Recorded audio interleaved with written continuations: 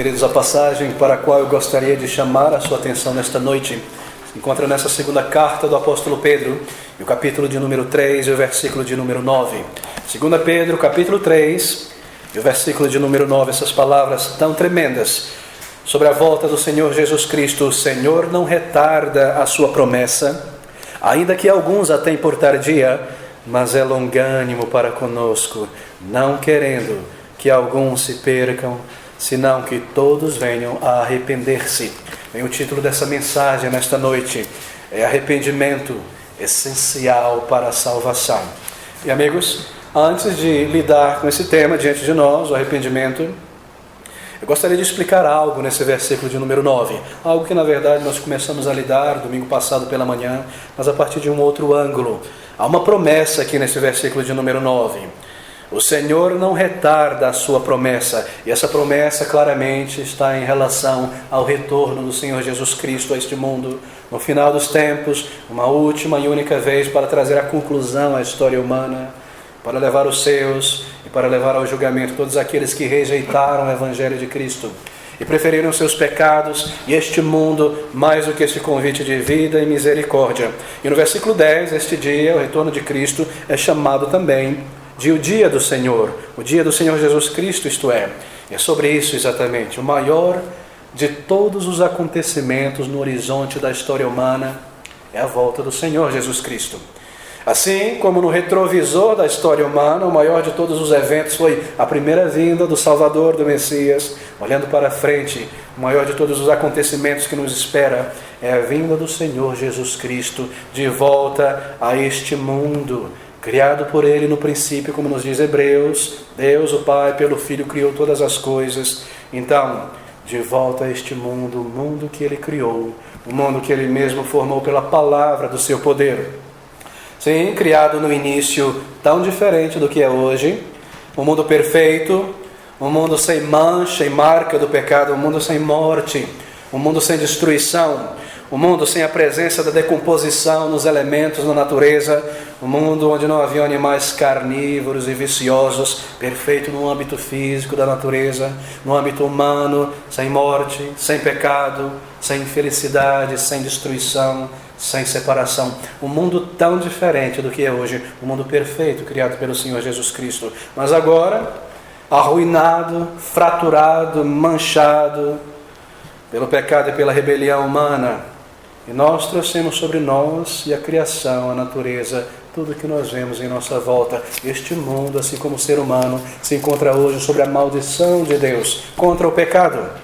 E essa maldição de Deus que está sobre esse mundo físico mostra como a natureza se encontra em um estado caótico, destruição, miséria, placas tectônicas, todo tipo de coisa mostrando sinais de que este mundo não haverá de permanecer por muito tempo. Bem, queridos, algumas pessoas ignorantes a respeito da verdade da palavra de Deus, da Bíblia, e todo ser humano de fato é ignorante sobre coisas espirituais antes da conversão, mas algumas pessoas, um tanto nécias, tentam acusar a Deus do resultado do caos que se encontra neste mundo, e elas dizem coisas bem soberbas, do tipo, como pode um Deus de amor permitir o sofrimento humano e a maldade, a miséria e tanto crime em toda parte? E outros tentam argumentar e dizer, e chegam a essas conclusões, bem, se esse Deus é um Deus de amor, e você ouve esse tipo de coisa por aí, se esse é um Deus de amor, o Deus da Bíblia, o Deus do cristianismo, Ele permite que essas coisas tão terríveis aconteçam, bem, certamente Ele não é um Deus poderoso, porque se Ele ama, mas não faz nada, é porque Ele não tem poder, nem capacidade. Eles dizem ainda, se Ele é todo poderoso, sábio, Ele não é amor, porque Ele não poderia ver tantas coisas horrendas e horríveis neste mundo. Assim Deus não é amor, nem é poder. Esse é o argumento de pessoas nécias, que não conhecem a palavra de Deus, que não conhecem o Criador. Mas quando uma pessoa, um homem, uma mulher, se dá o trabalho de ler, de abrir as páginas da palavra de Deus, estudar e conhecê-la, bem, ela descobre algo mais, e algo interessante e importante, algo que responde a esses questionamentos que nós todos temos.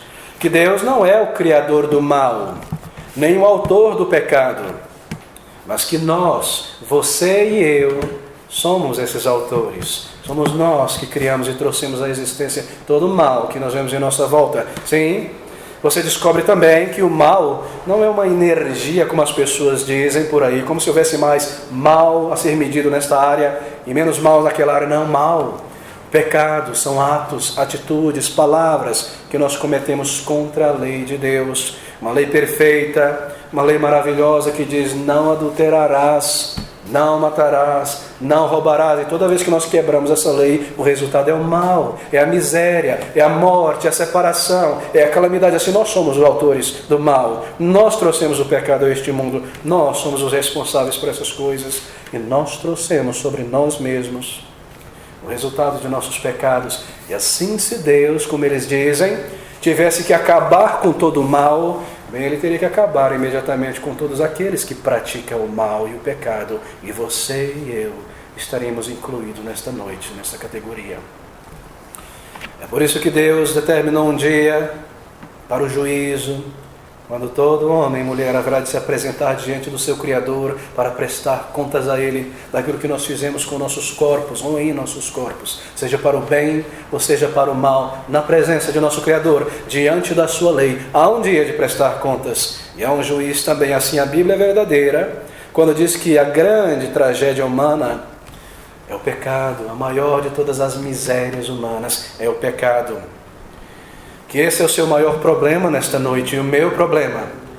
Um coração rebelde, uma mente que conhece as leis de Deus, mas um coração que deseja quebrá-las e que ama este mundo e o pecado e andar longe de Deus e se distanciar dele. Pecadores nós somos na mão de um Deus santo, um Deus que deve julgar. Essa é a real dificuldade, a grande tragédia humana, não o estado da economia, a inflação crescente no Brasil. Essa é a realidade. E esse é o grande problema diante de nós. Mas conforme você continua lendo as páginas dessa Bíblia, da Palavra de Deus, com uma mente aberta, isto é, bem, você descobre algo mais, algo tremendo, algo profundo. Que embora Deus tenha criado este mundo perfeito e um ser humano perfeito, e o homem trazido sobre si mesmo toda a calamidade que nós enfrentamos a cada dia, bem, Deus preparou um modo de resgatar aquilo que se havia perdido. É isso que você descobre nas páginas do Antigo Testamento e do Novo Testamento, na verdade em todas as páginas das Escrituras, porque ela fala sobre um Salvador, alguém que viria a este mundo para resgatar, salvar homens e rebeldes, mulheres e homens autodestrutivos da miséria do seu pecado.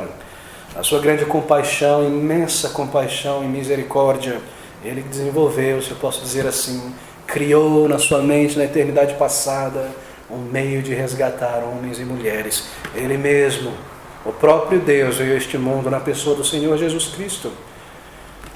Glorioso, igual ao Pai, igual ao Espírito Santo, entrando no tempo e no espaço, tomando um corpo e uma natureza humana sobre si mesmo, de modo a cumprir tudo aquilo que seria necessário para resgatar homens e mulheres tão pecadores como nós. Foi por isso que Ele veio da primeira vez.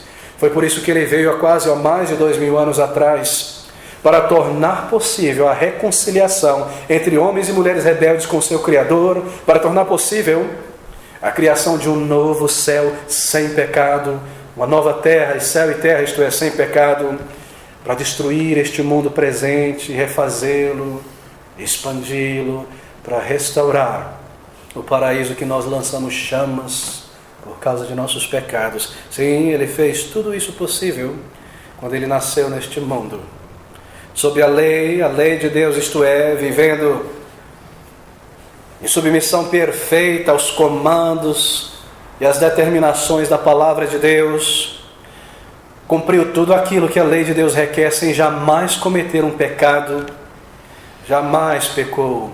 Tudo aquilo que Deus exige de um homem e uma mulher, Ele cumpriu. E assim, tendo feito isso, Ele pode agora representar homens e mulheres necessitados diante do Pai, diante da lei do Pai, diante do juiz de toda a terra. Ele veio para cumprir a lei que nós quebramos, para tornar possível que você seja salvo, se você se voltar a Ele um dia em arrependimento, isto é. Mas essa vida perfeita no lugar de pecadores foi somente parte da sua obra neste mundo, porque era necessário algo mais, sem o qual ninguém jamais escaparia daquele dia de prestar contas a Deus. Era necessário que a lei de Deus fosse cumprida e que o pecador pagasse e fosse punido. Assim Jesus Cristo Indo àquela cruz de dor e agonia, voluntariamente, Ele levou sobre si, no lugar de milhões e milhões de homens e mulheres por quem Ele veio, aqueles que um dia seriam levados a ver a sua necessidade espiritual, e colocar a confiança da sua alma eterna em Jesus Cristo, e se voltar a Ele em arrependimento de pecados. Ele foi àquela cruz do Calvário, para que por sua morte Ele pagasse, ou sofresse a punição. Nossos pecados merecem a crucificação de Jesus, amigos. Não foi um acidente no plano de Deus, foi a parte central do seu plano. Morreu como um substituto, viveu como um representante. Jesus Cristo cumpriu as duas coisas que a lei de Deus comanda e demanda de todo homem e mulher sobre a face da terra. A lei de Deus, primeiro, exige os 10 mandamentos e todos os estatutos, obviamente, demanda que nós a cumprimos, que nós vivamos essa lei sem quebrá-la. Essa é a primeira exigência, obviamente, de qualquer lei, em qualquer país. Em segundo lugar, a lei de Deus exige que o transgressor da lei seja punido, seja condenado. Obviamente que sim, toda lei humana tem um mecanismo de punição, porque senão esse mecanismo não seria uma lei, seria uma opinião. Assim também a lei de Deus, e Cristo Jesus cumpriu ambos os lados dessa lei, vivendo e cumprindo sem jamais quebrá-la, então pagando no lugar de transgressores como um substituto para que eles sejam salvos, sejam livres. Oh, amigos, Ele também cumpriu essa exigência da lei, morrendo, sendo punido, não pelos seus próprios pecados, porque não cometeu nenhum, mas, como diz a palavra de Deus, pelos pecados daquele por quem Ele veio a este mundo. Deus providenciou um substituto, Deus providenciou um meio de resgatar pessoas, o justo no lugar do injusto. Jesus no teu lugar, se você tem os teus olhos abertos nesta noite para a tua necessidade, e se aproxima dele em arrependimento, e clama por vida e por perdão, então você saberá que foi por você também que ele veio a este mundo. Mas a morte substitutiva de Jesus Cristo na cruz do Calvário, tendo cumprido este propósito de salvar pessoas, cumpriu também algo mais. Cumpriu mais do que tornar possível a salvação. Sim, esse foi o propósito primário, mas tornou possível algo mais, tornou possível a restauração desse mundo que Ele mesmo criou no início, e que foi fraturado e destruído pelo pecado.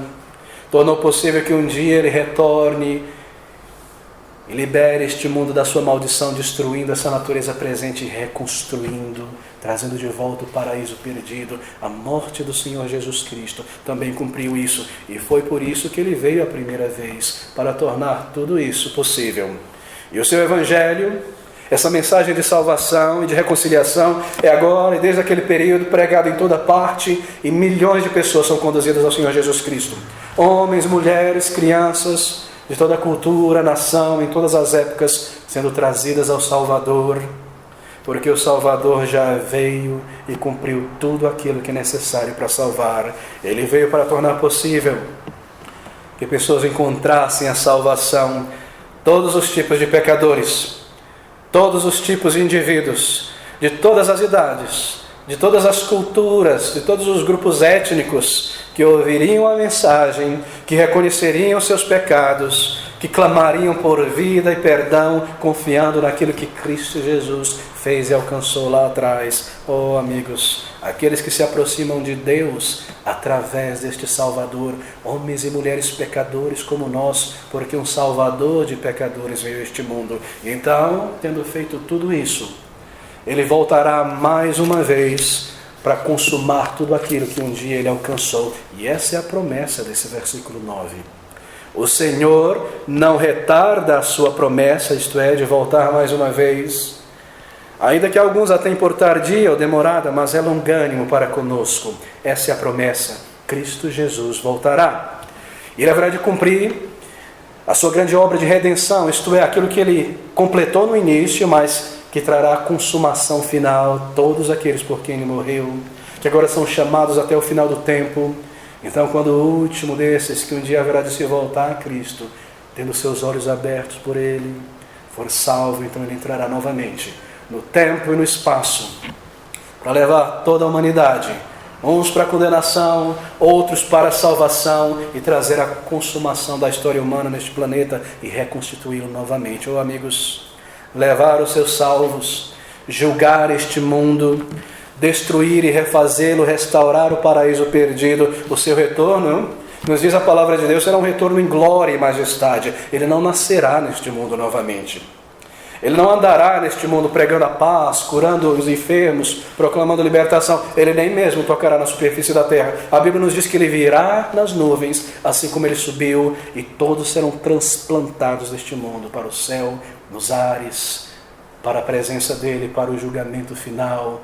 Uns para a condenação, outros para a vida eterna, aqueles que se voltaram a ele. Enquanto nesta vida, enquanto havia tempo, sim, ele voltará a este mundo em glória. Milhões e milhões de anjos e seres celestes, e toda a igreja que se encontra desse outro lado do céu, na presença do Senhor, virá novamente com majestade, com barulho da trombeta, com glória, com poder, e todo olho verá. A Bíblia está cheia de declarações a respeito do retorno do Senhor Jesus Cristo. E esse retorno, ela diz, a Bíblia, é o final, é a conclusão, tudo acontece ali. Por isso é o grande final, o evento diante de nós, no horizonte da história. Bem, uma das características distintas dessa mensagem cristã da palavra de Deus é a concepção de mundo que o cristianismo tem, a concepção do tempo, da história, o sentido e o propósito da história. Bem, qual a diferença entre a concepção de mundo cristã e a concepção de mundo de um mundano, de um incrédulo? Concepção de mundo é essa maneira que nós vemos, encaramos o propósito da vida, do mundo, da nossa existência. Bem, a diferença é essa, em termos de concepção de mundo. Que para nós, para aqueles que creem na palavra de Deus, esse mundo um dia chegará ao fim. E será destruído, e refeito, e expandido, e rejuvenescido. O dia de Cristo está chegando, nós cremos. E assim, quando será revelado o Senhor Jesus Cristo voltando, tudo chegará ao fim. E esse é o grande ponto final da história, de acordo com a palavra de Deus, é aquilo que nós cremos. Há um propósito. E essa é a característica distinta da nossa concepção de mundo, em comparação com uma pessoa que não crê nessa palavra, bem como é o incrédulo. Uma pessoa que despreza esta verdade, este ensino, bem, para ele diz, o mundo é tudo para mim. Esse mundo é o meu lar. Ele não enxerga o grande evento no futuro. Ele não percebe a brevidade desta vida. Esse mundo vai continuar geração após geração, coisas materiais são importantes, não coisas morais, não a palavra de Deus, coisas espirituais. Mas para um verdadeiro cristão há um objetivo e um propósito no final da história. Nós não estamos aqui sem propósito. E essa é a grande diferença.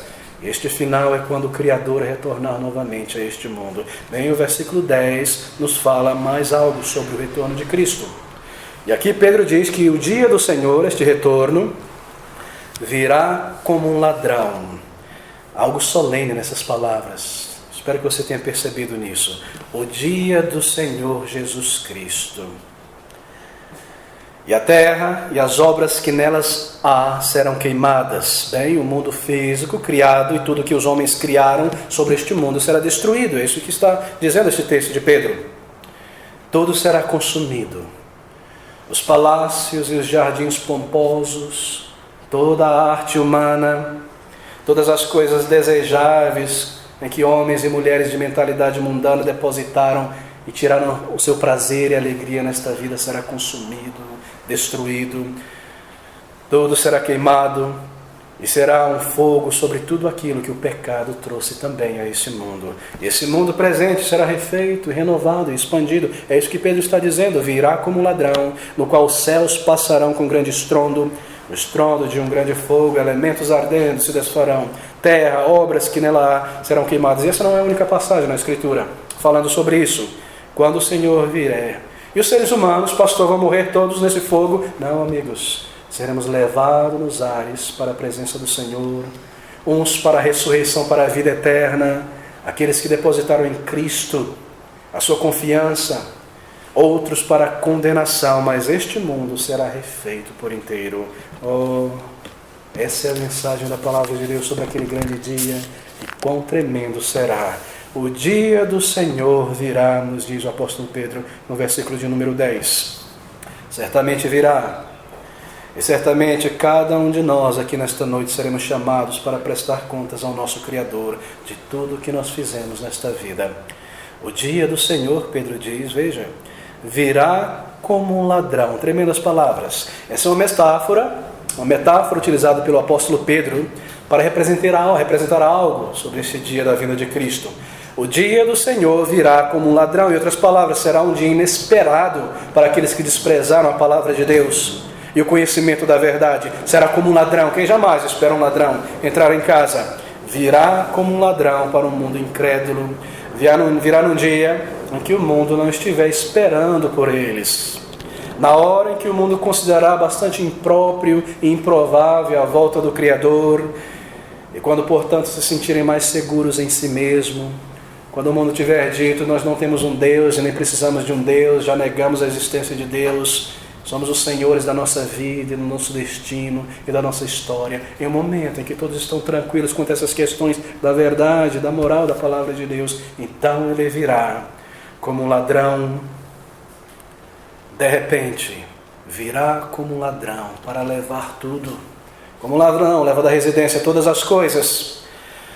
E tomará e levará todos os planos humanos e todos os esquemas e sonhos humanos, e ele os tomará, e é isso que ele levará embora, como um ladrão. Mas é claro, ele tem o direito de fazer isso, porque todas as coisas pertencem a ele, e ele tomará todo o orgulho humano, levará embora e destruirá toda a soberba humana, todas as riquezas, todo o conhecimento humano que não está fundado na verdade da palavra de Deus. E as pessoas estarão confusas, e as pessoas estarão chocadas de repente, quando o Senhor Jesus Cristo voltar a este mundo. Mas por que Jesus Cristo então não voltou, na verdade, logo após a sua ressurreição?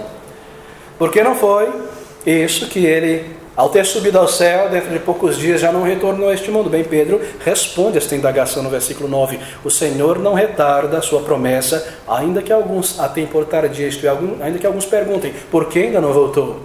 Será que ele está demorando demais e está protelando a sua vinda? Bem, queridos, Deus determinou que um tempo deveria ser corrido antes do retorno do seu Filho. Não é o pecado, nem a incredulidade, nem a rebelião humana que segura o Senhor Jesus Cristo em seu trono, como se Deus estivesse esperando o momento certo, a oportunidade, ruindo as unhas para que o mundo creia em Cristo. De maneira nenhuma. É a longanimidade de Deus. Ouça novamente, o Senhor não retarda a sua promessa, ainda que alguns a tenham por tardia, e a razão está aqui, mas é longânimo para conosco, não querendo que alguns se percam. É a longanimidade de Deus, isto é, a misericórdia de Deus, que determinou um tempo para o Evangelho ser pregado, que determinou um tempo para você e para mim considerarmos esta verdade e nos voltarmos ao Salvador em arrependimento e clamar por vida e salvação, não desejando que alguns se percam. É a bondade do Senhor, não querendo que alguns se percam, nem mesmo os cínicos, nem mesmo os ateus, nem mesmo os fornicadores, nem mesmo os adúlteros, nem mesmo os mentirosos, ladrões e violentos, nem mesmo os religiosos hipócritas, nem mesmo os assassinos, nem mesmo aqueles que foram responsáveis por colocá-lo naquela cruz de dor e agonia fisicamente. Não é a vontade ou o desejo do Senhor. Pastor, nem mesmo Judas Iscariotes, se ele tivesse se arrependido e se voltado ao Salvador, pastor, mas isso teria impedido o cumprimento da crucificação? Oh não, queridos, Deus mesmo cumpriria o seu propósito e ainda assim perdoaria o mais vil dos pecadores diante do seu arrependimento, como perdoou a Paulo um dia, não querendo, é longânimo, não querendo que alguns se percam, senão que todos venham a arrepender-se. Seu perdão e a sua salvação é oferecida a todo tipo de pecador, ao longo de todas as eras, desde que o Evangelho tem sido pregado. Mas há pecadores que se arrependem de seus pecados e se aproximam de Cristo como pecadores, que precisam do seu perdão e da sua transformação e da sua misericórdia. Amigos, não há nenhum pecado que Deus não seja capaz de perdoar. Eu gostaria que você tivesse isso claro em tua mente. O que nos condena não é que nós rejeitamos o Evangelho, nós somos condenados porque somos pecadores, já nascemos condenados. O Evangelho é que nos salva. Não há um pecado que Deus não possa perdoar. que nos impede é porque nós não nos aproximamos em arrependimento e assim negamos o único meio de salvação. Oh, queridos, não é um grande pecado que nos condena, ou vários grandes pecados, mas sim o não arrependimento diante de Deus, a rebelião no coração, o amor por este mundo e por esta vida, não desejando que ninguém se perca, mas que todos venham a arrepender-se. E Ele chama, e Ele comanda o arrependimento. O Evangelho é um comando, é um chamado. Todos os que ouvem o Evangelho e creem no Salvador, e creem neste caminho de vida eterna, todos os que se voltam a Ele como pecadores arrependidos, certamente serão recebidos, certamente serão perdoados. Nós não estamos lidando nesta noite com a doutrina da predestinação, o que é uma doutrina bíblica de fato. Você não deve se perguntar, mas eu não sei se eu sou um predestinado para a salvação ou não. Não é essa a pergunta que você deve fazer. A sua pergunta é: eu já fui perdoado? Eu já vi a minha necessidade de perdão, eu vejo os meus pecados. Se você vê, você tem um chamado ao arrependimento. E se você vier, você saberá que Ele derramou o seu sangue por você. Você vê essas coisas em tua vida. Você reconhece a tua necessidade nesta noite. Você precisa agora se arrepender. Mas é longânimo para conosco, Ele te dá tempo. Tempo para se arrepender. Sim, uma vida somente, mas uma vida como um período probatório no qual você deve buscá-lo, encontrá-lo e ser salvo. E Ele não somente te dá tempo de arrependimento, mas Ele te dá também oportunidades cada vez que você ouviu o Evangelho ao longo da tua vida.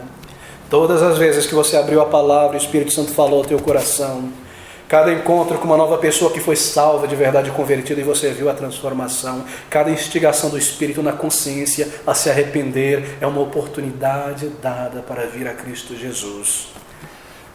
Deus não somente proveu o tempo, mas também a oportunidade, uma após a outra, mais um ano, e você ainda não se arrependeu diante de Deus. É o amor de Deus.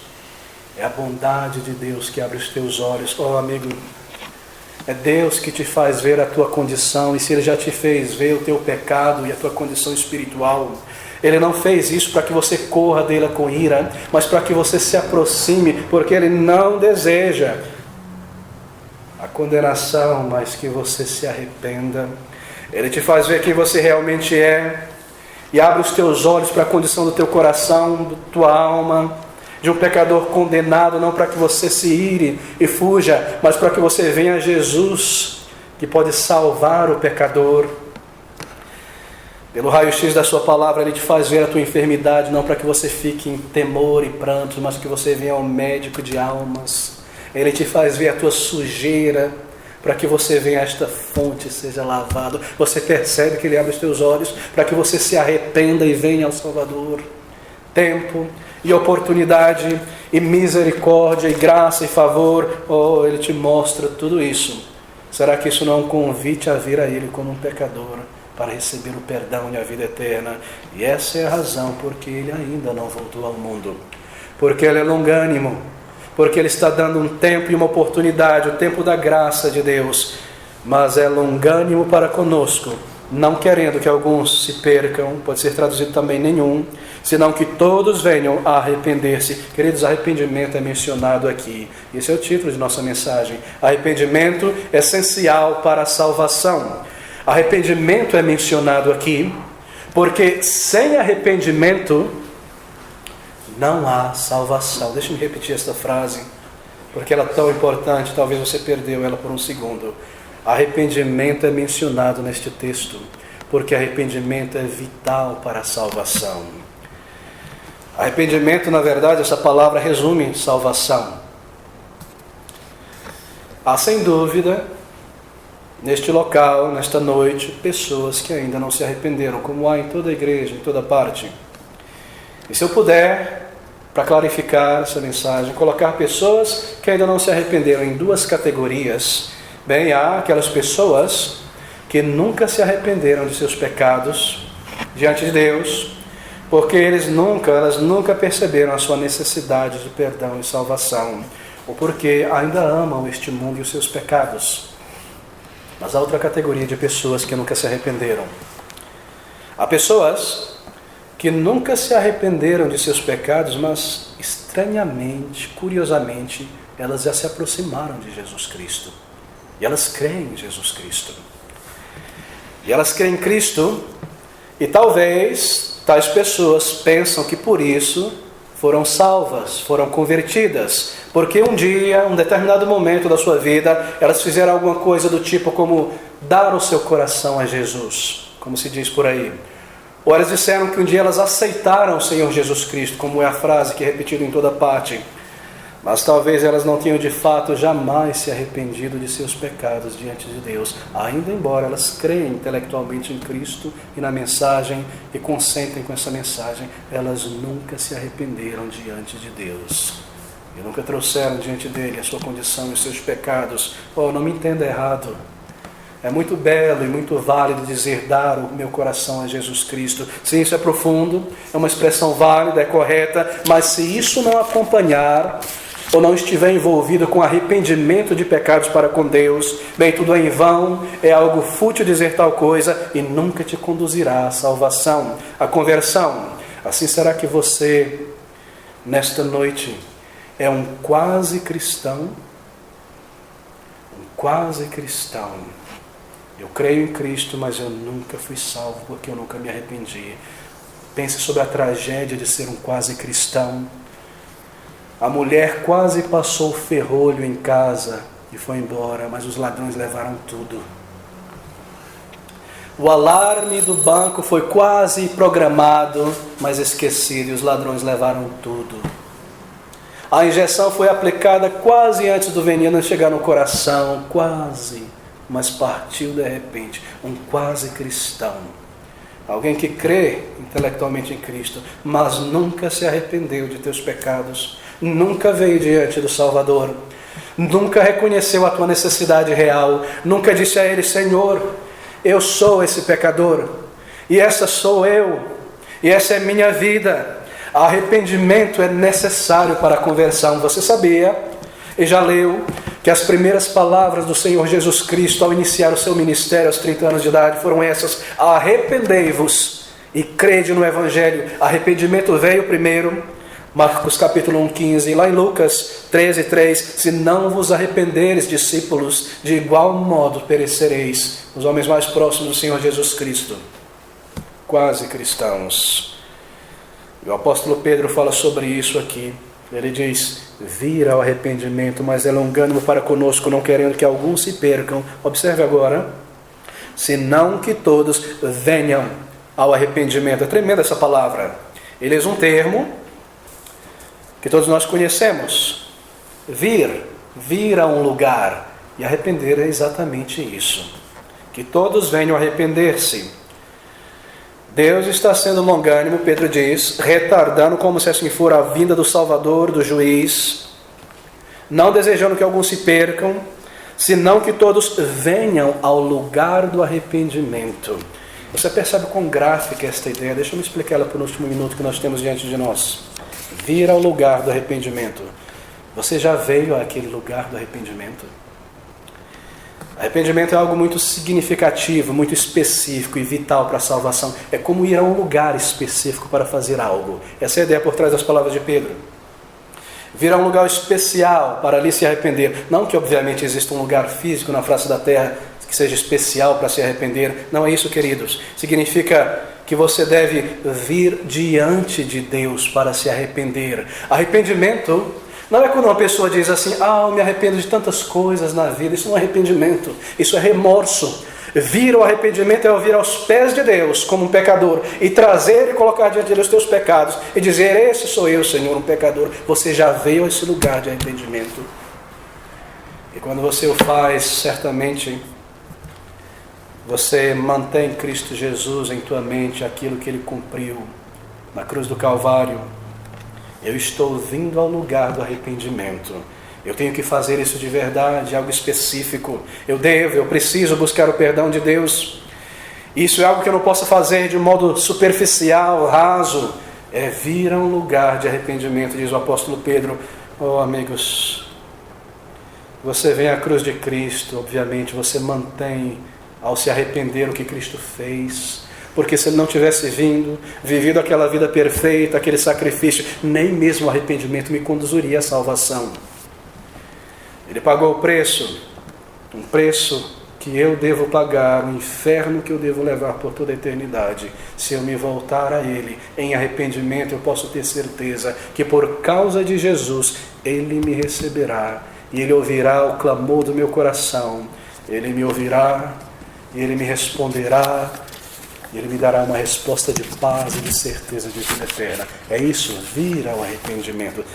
Eu venho a Ele, e eu trago diante dEle, exponho diante dEle a minha culpa, e eu digo: Senhor, eu conheço os meus pecados, e o meu amor pelos meus pecados, e eu nomeio a minha culpa, o quanto eu puder, cada um dos pecados que eu me lembre. Obviamente você não vai conseguir se lembrar de todos eles, mas os principais, aquele que Deus tem tocado na tua mente a cada dia, e te mostrado que você está vivendo em pecado, você traz isso diante dEle e diz para Ele: aqui está, Senhor, os meus pecados.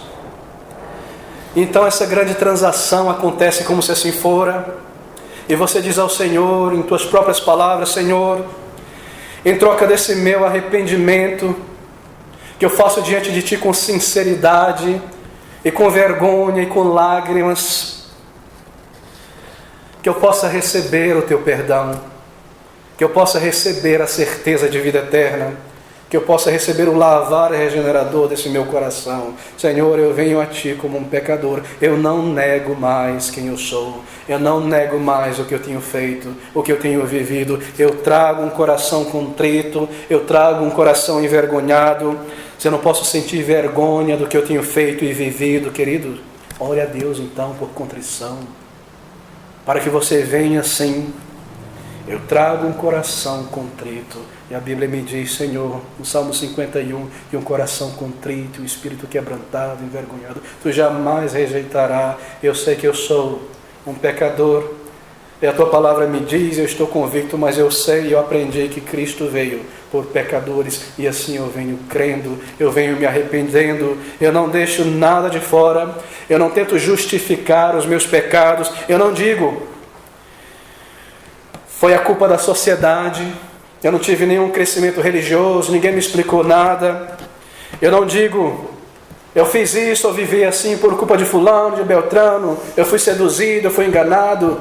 Você não tenta justificar, você vem com os teus pecados, e você sabe que esse é você, toda mentira, todo orgulho, toda incredulidade. Essa é uma descrição de mim, Senhor. Você vem em arrependimento, e isso é arrependimento. Eu não tento justificar nada, eu não tento deixar nada de fora. Eu venho com o coração contrito realmente, e eu renuncio à autossuficiência e o orgulho e a soberba aos pés do Senhor, e eu digo: eu me arrependo, eu viverei de agora em diante debaixo da Tua palavra e do Teu governo. E você se volta à palavra de Deus e à santificação, e eu não espero, eu faço isso pela fé, e o Senhor dá graça e misericórdia e favor. Arrependimento, algo tão significativo, algo tão necessário. Ore a Deus para te ajudar, peça a Ele, clame a Ele, porque sem arrependimento você não pode ser salvo. Que tragédia! Um quase cristão toda a vida, terminando seus dias somente um quase cristão. Venha Jesus enquanto você pode, em arrependimento e fé. A alternativa para o arrependimento está aqui, não querendo que alguns se percam. Essa é a alternativa: perdição, morte, condenação eterna. Não há meio termo na palavra de Deus. Oh, amigos, não há outro meio de vir ao Senhor. Sim, dê o teu coração a Ele, e faça isso com sinceridade. E ao mesmo tempo lembre-se do que Cristo Jesus alcançou, tenha Ele diante dos teus olhos, mas você deve se arrepender e confessar os teus pecados diante do Senhor. Então, você saberá que foi perdoado. Então, você sentirá e perceberá uma resposta de paz na tua alma, um senso de pureza e uma culpa sendo extraída dos teus ombros. E então você saberá que Ele veio por você, não desejando que ninguém se perca, mas que todos venham a arrepender-se.